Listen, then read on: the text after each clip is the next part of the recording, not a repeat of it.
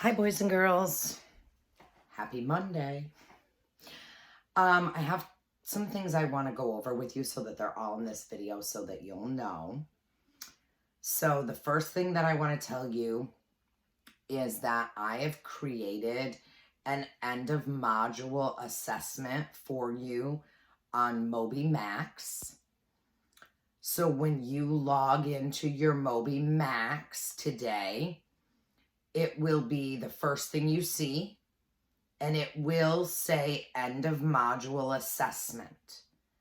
Go ahead and click on that assessment and start it. There are 43 questions, but don't panic. You should not have to do the whole thing today. It should do the same thing that any other MobyMax assessment does. So work on it for about 20 minutes. And if you're not finished with it, that's okay. You can then go back to it tomorrow. My plan is to have it there all week for you to work on about 15 to 20 minutes a day. But since today's Monday, let's do the full 20 minutes today, okay? And see how far you get. And then Tuesday, Wednesday, Thursday, we'll continue working on it. The second thing that I want to go over with you is our writing assignment for the week. And this is going to be a week-long assignment as well.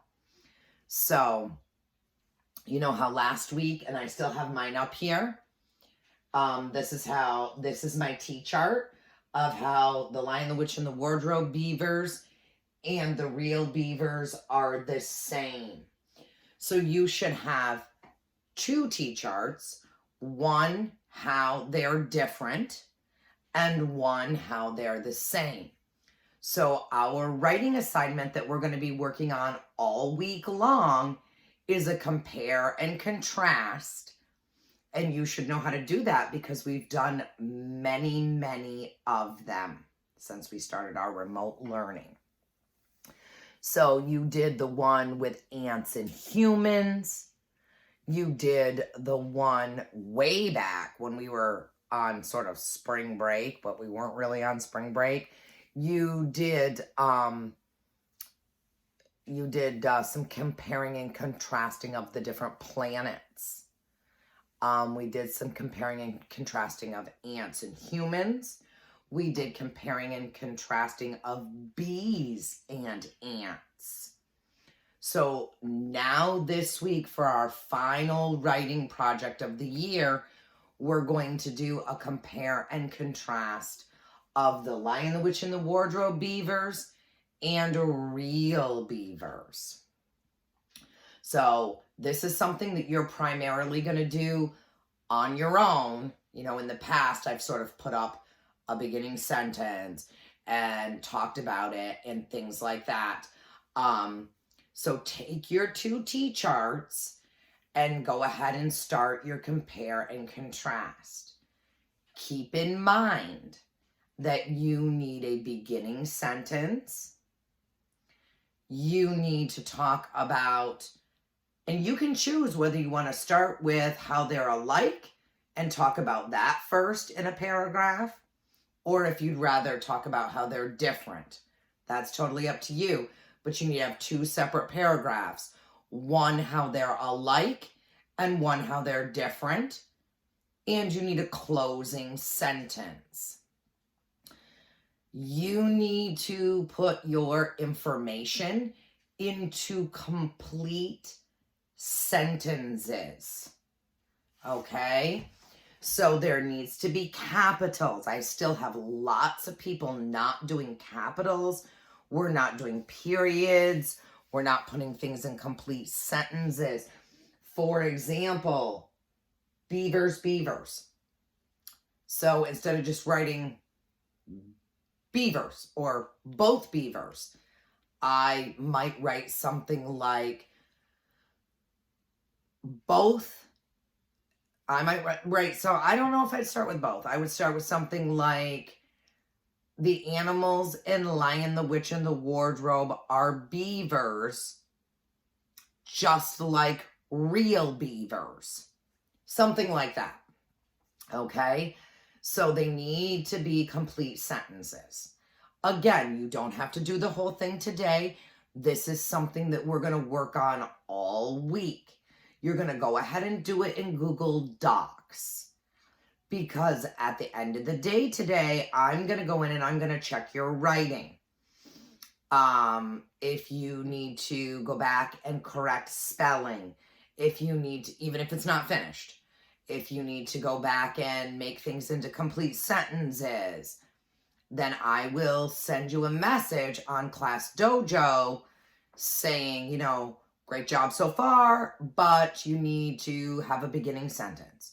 Or great job so far, but you have a couple of sentences that are not complete sentences. And I can't circle them on on Google Docs, but what I can do is I can highlight them for you. So, excuse me, that's what I'll do. Like if you need to correct spelling or you need to, change a sentence because it's not complete or something like that, I'll go in and I'll highlight those areas for you the best I can, okay? Make sure that you go in and do your corrections throughout the week because this is your final writing grade of the year. And I have a lot of people that when I ask boys and girls to go back and make corrections, they don't do that. So I want you to make sure that you do that, okay?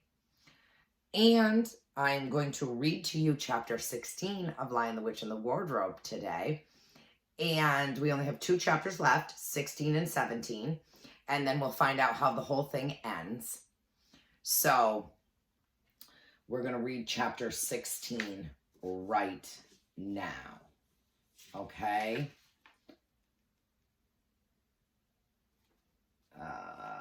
But before I do that, I want to show you the lap book page that goes with it. Hold on. Here's your lap book page that goes with chapter 16. Says it right at the bottom here. I can get it a little closer. Okay. So there are directions right here at the bottom to follow. But what you're going to do is you're going to cut this whole thing out along here on those outer dark lines.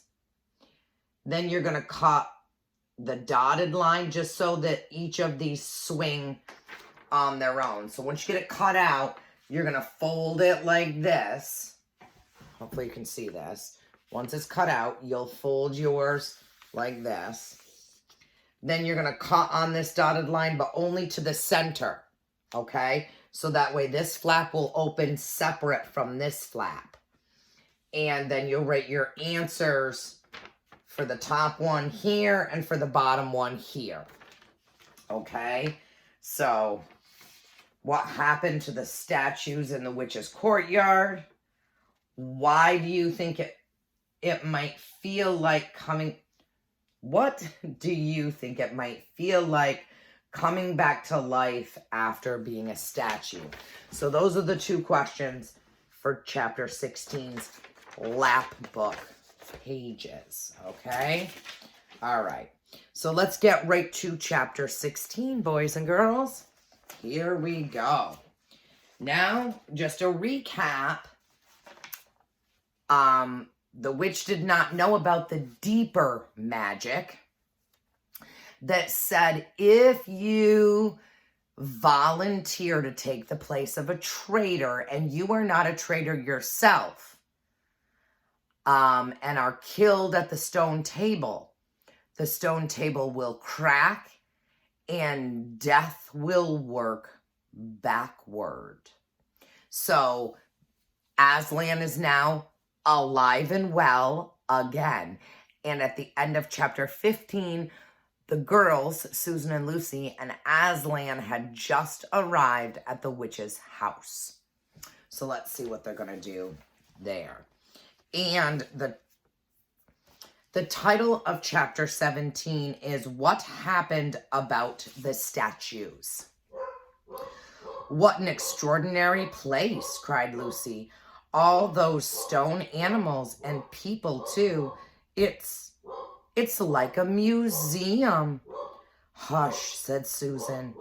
Aslan's doing something. He was indeed. He had bounded up to the stone lion and breathed on him. Then, without waiting a moment, he whisked around, almost as if he had been a cat chasing its tail, and breathed also on the stone dwarf, which, as you remember, was standing a few feet from the lion with his back to it. Then he pounced on a tall stone dryad which stood behind the dwarf, turned rapidly aside to deal with a stone rabbit to his right, and rushed on to 2 centaurs. But at that moment, Lucy said, "Oh, Susan, look at the lion." I expect you've seen someone put a lighted match to a bit of newspaper, which is propped up in a grate against an unlit fire. And for a second, nothing seems to happen. And then you notice a tiny spark of flame creeping along the edge of the newspaper. It was like that now. For a second after Aslan had breathed upon him, the stone lion looked just the same. Then a tiny streak of gold began to run along his white marble back. Then it spread. Then the color seemed to lick all over him as the flame licks all over a bit of paper. Then, while his hindquarters were still obviously stone, the lion shook his mane, and all the heavy stone folds rippled into living hair. Then he opened a great red mouth, warm and living, and gave an enormous yawn. And now his hind legs had come to life. He lifted one of them and stretched himself. Then, having caught sight of Aslan, he went bounding after him and frisking round him, whimpering with delight and jumping up to lick his face. Of course, the children's eyes turned to follow the lion, but the sight they saw was so wonderful that they soon forgot about him. Everywhere the statues were coming to life. The courtyard looked no longer like a museum. It looked more like a zoo.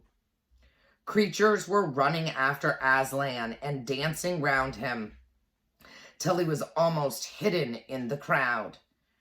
Instead of all that deadly white, the courtyard was now a blaze of colors. Glossy chestnut sides of centaurs, indigo horns of unicorns, dazzling plumage of birds, reddy brown of foxes, dogs, styars, yellow stockings, and crimson hoods of dwarves, and the birch girls in silver, and the beach girls in fresh, transparent green, and the larch girls in green so bright that it was almost yellow. And instead of the deadly silence, the whole place rang with the sound of happy roarings, bayings, yippings, barkings, squealings, cooings, stompings, shouts, hurrahs, songs, and laughter. "Oh," said Susan in a different tone, "look, is it safe?" Lucy looked and saw that Aslan had just breathed on the feet of a stone giant. "It's all right," shouted Aslan joyously. "Once the feet are put right, all of the rest of him will follow." "That wasn't exactly what I meant," whispered Susan to Lucy. But it was too late to do anything about it, even if Aslan would have listened to her. The change was already creeping up the giant's legs. Now he was moving his feet. Moment later, he lifted the club off his shoulder, rubbed his eyes, and said, "Bless me, I must have been asleep. Now, where's that dratted little witch that was running about on the ground? Somewhere just by my feet it was." And when everyone had shouted up to him to explain what had really happened, and when the giant had put his hand to his ear and got them to repeat it all again, so that at last he understood, then he bowed down till his head was no further off than the top of the haystacks. Hold on. Was no further off than the top of the haystacks, and touched his cap repeatedly to Aslan, beaming all over his honest, ugly face. Giants of any sort are now so rare in England, and so few giants are good-tempered, that 10 to 1 you have never seen a giant when his face is beaming. It's a sight well worth looking at. "Now for the inside of the house," said Aslan. "Look alive, everyone, upstairs and downstairs, and in my lady's chamber. Leave no corner untouched. You never know where some poor prisoner may be concealed." And into the interior they all rushed, and for several minutes the whole of that dark, horrible, fusty old castle echoed with the opening of windows and with everyone's voices crying out at once, "Don't forget the dungeons. Give us a hand with this door. Here's another little winding stair. Oh, I say, here's a poor kangaroo. Call Aslan. Phew, how it smells in here. Look out for the trap doors. Up here. There are a whole lot more on the landing." But the best of all was when Lucy came rushing upstairs, shouting out, "Aslan, Aslan, I've found Mr. Tumnus. Oh, do come quick." A moment later, Lucy and the little fawn were holding each other by both hands and dancing round and round for joy. The little chap was none the worse for having been a statue, and was of course very interested in all she had to tell him. But at last the ransacking of the witch's fortress was ended. The whole castle stood empty, with every door and window open, and the light and the sweet spring air flooding in to all the dark and evil places, which needed them so badly. The whole crowd of liberated statues surged back into the courtyard. And it was then that someone, Tumnus, I think, first said, "But how are we going to get out?" For Aslan had gotten in by jumping, and the gates were still locked. "That'll be all right," said Aslan. And then, rising on his hind legs, he bellowed up at the giant. "Hi, you up there," he roared. "What's your name?" "Giant Rumble-Buffin, if you please, your honor," said the great giant once more, touching his cap. "Well then, Giant Rumble-Buffin," said Aslan, "just let us out of this, will you?" "Certainly, your honor, it will be my pleasure," said Giant Rumble-Buffin. Stand well away from the gates, all you little ones." Then he strode to the gate himself, and bang, bang, bang went his huge club. The gates creaked at the first blow, cracked at the second, and shivered at the third. Then he tackled the towers on each side of them, and after a few minutes of crashing and thundering, both the towers and a good bit of the wall on each side went thundering down in a mass of hopeless rubble. And when the dust cleared, it was odd, standing in that dry, grim, stony yard, to see through the gap all the grass and waving trees and sparkling streams of the forest, and the blue hills beyond that, and beyond them the sky. "Bellowed if I ain't all in a muck sweat," said the giant, puffing like the largest railway engine. "Comes of being out of condition. I suppose neither of you young ladies has such a thing as a pocket handkerchief about you?" "Yes, I have," said Lucy, standing on tiptoes and holding her handkerchief up as far as she could reach. "Thank you, Missy," said Giant Rumblebuffin, stooping down. Next moment, Lucy got rather a fright, for she found herself caught up in midair between the giant's finger and thumb. But just as she was getting near his face, he suddenly stared and then put her gently back on the ground, muttering, "Bless me, I've picked up the little girl instead. I beg your pardon, Missy. I thought you was the handkerchief." "No, no," said Lucy, laughing. "Here it is."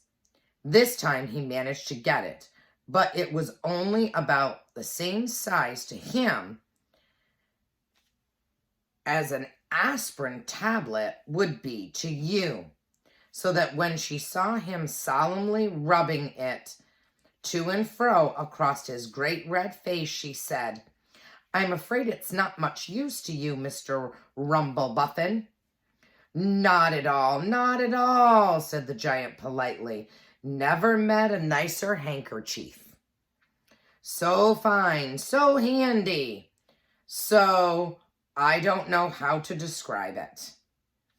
"What a nice giant he is," said Lucy to Mr. Tumnus. "Oh, yes," replied the fawn. "All the Buffins always were." One of the most respected of all the giant families in Narnia. Not one clever, perhaps. I never knew a giant that was.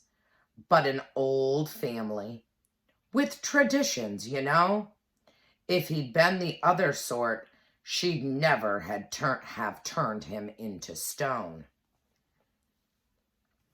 At this point, Aslan clapped his paws together and called for silence. "Our day's work is not yet over," he said. "And if the witch is to be finally defeated before bedtime, we must find the battle at once." "And join in, I hope, sire," added the largest of the centaurs. "Of course," said Aslan. "And now, those who can't keep up, that is, children, dwarves, and small animals, must ride on the backs of those who can. That is, lions, centaurs, unicorns, horses, giants, and eagles. Those who are good with their noses must come in the front with us lions to smell out where the battle is. Look lively and sort yourselves." And with a great deal of bustle and cheering, they did. The most pleased of the lot was the other lion, who kept running about everywhere, pretending to be very busy, but really in order to say to everyone he met, "Did you hear what he said? Us lions. That means him and me. Us lions. That's what I like about Aslan. No side, no standoffishness. Us lions. That meant him and me. At least he went on saying this till Aslan had loaded him up with 3 dwarfs and 1 dryad, 2 rabbits, and a hedgehog. That steadied him a bit. When all were ready, it was a big sheepdog who actually helped Aslan most in getting them sorted into their proper order. They set out through the gap in the castle wall. At first, the lions and dogs went nosing about in all directions, but then suddenly one great hound picked up the scent and gave a bay. There was no time lost after that. Soon all the dogs and lions and wolves and other hunting animals were going at full speed with their noses to the ground, and all the others streaked out far about half a mile behind them, were following as fast as they could. The noise was like an English fox hunt. The noises was like an English fox hunt, only better, because every now and then, with the music of the hounds, was mixed with the roar of the other lion, and sometimes the far deeper and more awful roar of Aslan himself. Faster and faster they went as the scent became easier and easier to follow. And then, just as they came to the last curve in a narrow, winding valley, Lucy heard above all these noises another noise, a different one, which gave her a queer feeling inside. It was a noise of shouts and shrieks and of the clashing of metal against metal. Then they came out of the narrow valley, and at once she saw the reason.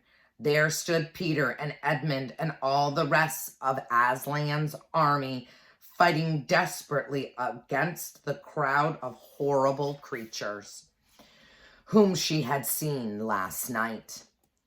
Only now, in the daylight, they looked even stranger and more evil and more deformed. There also seemed to be far more of them. Peter's army, which had had their backs to her, looked terribly few. And there were statues dotted all over the battlefield. So apparently the witch had been using her wand. But she did not seem to be using it now. She was fighting with her stone knife. It was Peter she was fighting, both of them going at it so hard that Lucy could hardly make out what was happening. She only saw the stone knife and Peter's sword flashing so quickly that they looked like 3 knives and 3 swords. That pair were in the center. On each side, the line stretched out. Horrible things were happening wherever she looked. "Off my back, children," shouted Aslan, and they both tumbled off. Then, with a roar that shook all Narnia from the western lamppost to the shores of the eastern sea, the great beast flung himself upon the witch. Lucy saw her face lifted towards him for 1 second with an expression of terror and amazement. The lion and the witch had rolled over together, but with the witch underneath. And at the same moment, all warlike creatures whom Aslan had led from the witch's house rushed madly on the enemy's lines. Dwarfs with their battle axes, dogs with teeth, the giant with his club, and his feet also crushing dozens of the foe. Unicorns with their horns, centaurs with swords and hooves, and Peter's tired army cheered, and the newcomers roared, and the enemy squealed and gibbled till the wood re-echoed with the din of that onset. And there's a picture.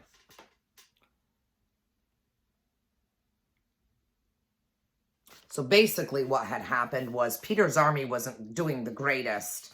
They were very outnumbered because the witch had turned many of them to stone using her wand. And all those creatures that Aslan and the children helped save that were statues from the witch's castle have now come as sort of, you know, to help them. So they have sort of a new, like, oh yeah, you're here to help. And so there's a battle going on between the witch and her sort of evil creatures and Peter and Edmund and Aslan and those creatures that are on their side. That's the end of chapter 16, by the way. So chapter 16 ends where they're actually in the battle. So the last chapter, chapter 17, is going to tell us who comes out triumphant in the battle and find out what happens. Okay? So one more chapter to go. So I do have some questions for you to answer. So, question number 1. What did Lucy think the witch's courtyard was like at first? So she said that, oh, it's just like a... What did Aslan do to bring the statues back to life?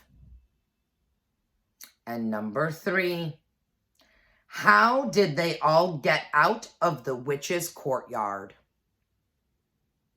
So you can do that right in Google Docs too. Okay. So I want to quickly recap because I've sort of put everything in one video. Okay. So obviously you've watched the video. You've listened to chapter 16. I want you to answer those 3 questions. Number 1, what did Lucy think the witch's courtyard was like at first? Number 2, what did Aslan do to bring the statues back to life? And number 3, how did they all get out of the witch's courtyard? And then do your lap book page for chapter 16. Those 2 things, the 3 questions and the lap book page, those are today's work. So those have to be done today, by the end of today. Our writing assignment, remember I talked about that. Our writing assignment is to take those 2 T-charts and start a compare and contrast with the beavers from The Lion, the Witch, and the Wardrobe and real beavers. You need a beginning sentence. You need a paragraph about how they are the same. It's going to be about 5 or 6 sentences at least. Then you need a paragraph about how they are different. Again, 5 or 6 sentences at least in that paragraph. And then an ending sentence. So you should have at least 12 sentences by the time you're done. But this writing assignment we're going to work on all week long. Okay? And go into Moby Max and start your end of module assessment. Work on it for 20 minutes. And then we'll work on it some more tomorrow, okay? So the only thing that has to be done today is your questions and your lap book page. But you have to start your compare and contrast writing, and you have to start your Moby Max end of module assessment. If you have any questions about what to do, go ahead and message me on Class Dojo. I will tell you, I have a faculty meeting today from 10 to 11 So if I don't answer from 10 to 11, that's why. And after that meeting, I will be at the school building getting the classroom all cleaned up for summer vacation. So it might take me a few minutes to answer. I will be able to check Class Dojo from my classroom and answer you. And I will check it periodically. Okay? All right, boys and girls. Bye-bye.